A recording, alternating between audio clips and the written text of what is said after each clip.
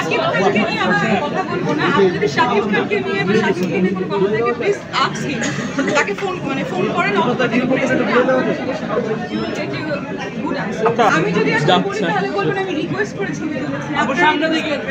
আমি যদি এখন বলি আমার গুড ফ্রেন্ড আপনারা বলবেন সে he is very senior than you. আমি যদি বলি হি ইজ মাই বয়ফ্রেন্ড তাহলে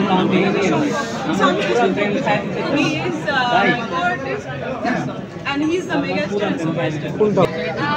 সবার আগে আমি বলি আমার নাম সুমাইয়া হাশমি। আমি একজন খুবই ছোটখাটো একজন মানুষ।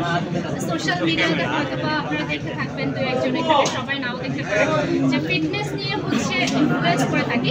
সেই সাথে আমি একজন ফিটনেস জিমেও একটা দিয়েছি, মানে যেটাকে বলে ফিটনেস বিজনেসও বলতে পারেন, যেখানে আমি মেয়েদেরকেও বিভিন্ন ধরনের ফ্যাসিলিটিস দিয়ে থাকি।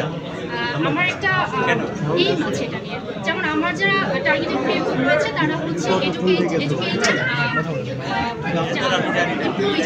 যেমন হচ্ছে 25 থেকে শুরু করে 35 বা 40 তারা, যেখানে ওরা হচ্ছে যে মানে যেটা হয় যে আমাদের ফুড ইনটেক লাইফস্টাইল ডিসিপ্লিনের অভাবে 25 থেকে 35-30-এর মধ্যে কিন্তু মেয়েরা অনেক বেশি ভুগিয়ে যায়, বেসিক্যালি ভুগে বা যারা হচ্ছে অনেক সময় দেখা যায় যে বাচ্চা হয় তারা দেখা যায় অনেক সময় বাচ্চা হওয়ার পরে কিন্তু বিভিন্ন ধরনের ইনসিডেন্টে ভুগে। সো তাদের লাইফস্টাইল চেঞ্জিং করার জন্য হচ্ছে আমার একটু ছোট্ট যাতে করে তারা নিজেদের প্রতি কনফিডেন্ট হয় এবং আউটডোর অ্যাক্টিভিটিস করতেও যেন আরও বেশি আত্মবিশ্বাসের সাথে কাজ করতে পারে। তো এটাই হচ্ছে আমার একটা ছোট্ট একটা গোল।